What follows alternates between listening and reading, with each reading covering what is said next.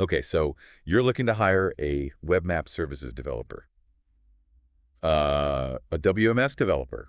That's awesome. Yeah, But finding the right one it's tough. can feel like navigating a maze. Right. It's a pretty specialized field. It definitely is. There's a lot more to it than just knowing how to code. Exactly. Mm. These aren't your typical web developers. Yeah. We're talking about the wizards Yeah. behind those amazing interactive maps we use every day, Mm-hmm. the kind that show us real-time traffic. Yeah. Zoom in on satellite images or help us track the weather. Think Google Maps, Hmm. but even more customized Oh, okay. and powerful, Yeah. often pulling data from a ton of different sources and making it all work together seamlessly. Right. And because it's such a specialized area, we're going to do a quick deep dive today into the most common questions people have when hiring a WMS developer. Okay. And to help us navigate this, we're using the fantastic guide from theperfectdeveloper.com.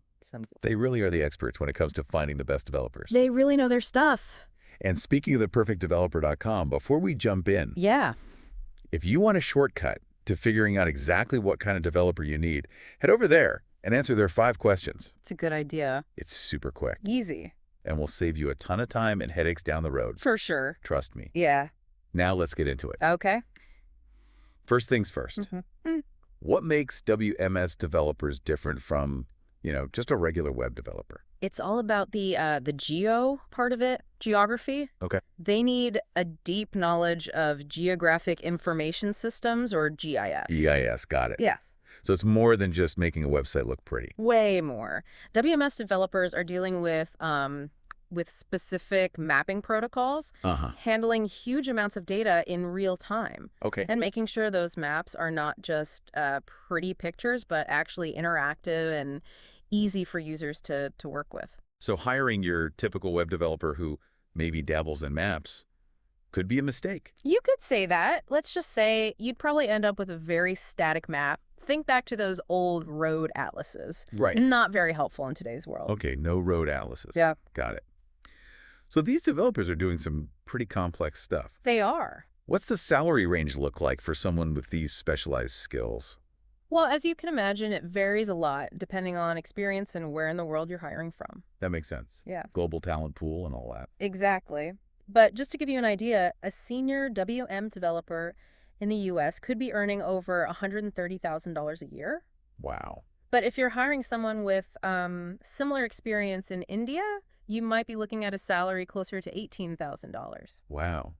Okay, that is a significant difference. Gee. Something to definitely factor in. Absolutely. And it's not just location. The industry you're in plays a role, too. Fields like defense or urban planning, where those mapping skills are mission critical and projects are super complex, they often pay a premium. So location, industry, experience. Right. It's starting to feel like a lot to juggle. It is. And we haven't even talked about the different hiring models yet, like Right. local versus overseas, full-time versus freelance. How do you even begin to choose? It can feel overwhelming, but don't worry, we'll break it all down. Let's start with the big decision. Where do you actually find these elusive WMS developers? Yeah, where do they hang out online? Well, the good news is there are some reliable places to look, and thankfully, theperfectdeveloper.com has already done a lot of the research for us. Okay. For example, if you need someone for a one-off project, freelance platforms like Upwork or Fiverr can be great starting points. The gig economy. Yeah. Makes sense. What if you're looking for someone more long-term? Then you might want to check out specialized job boards like gisjobs.com, which focuses specifically on geospatial careers. Okay, gisjobs.com, got it. Yeah. What about recruitment agencies? Are they a good option for this kind of specialized role? They definitely can be, especially those that focus on tech, Yeah. since they'll have experience sourcing candidates with those very specific WMS skills you need. Right. And of course, there's theperfectdeveloper.com. Their platform uses AI to match you with the absolute best developers for your specific project. Saves you so much time and energy. AI doing the heavy lifting for us. Exactly. I like the sound of that. Yeah. Okay, so we've got freelance platforms, niche job boards, and recruitment agencies. Yep. Lots of options. But how do you decide which route is best for your particular project? Well, that's where things get a bit more nuanced.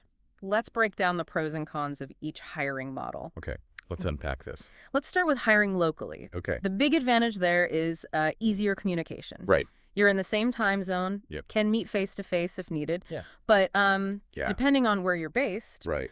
Finding a WMS developer locally might mean a smaller pool of talent to choose from. Yeah. Which could drive up costs. Makes sense. It's all about supply and demand, right? Exactly.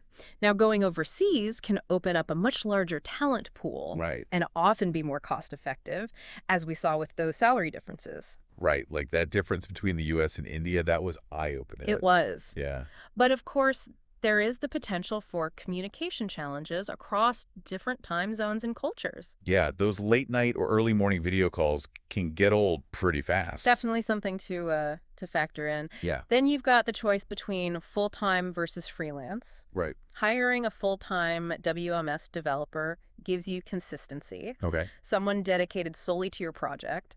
But it also means higher costs.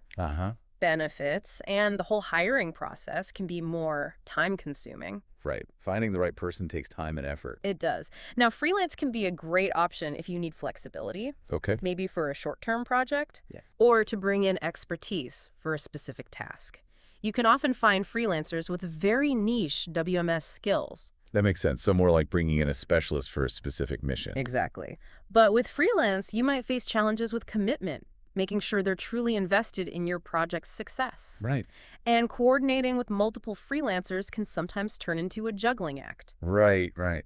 Okay, so we've got local versus overseas, full-time versus freelance. Yeah. Each has its pros and cons. Mm-hmm. Sound like there's no one-size-fits-all answer here. You got it.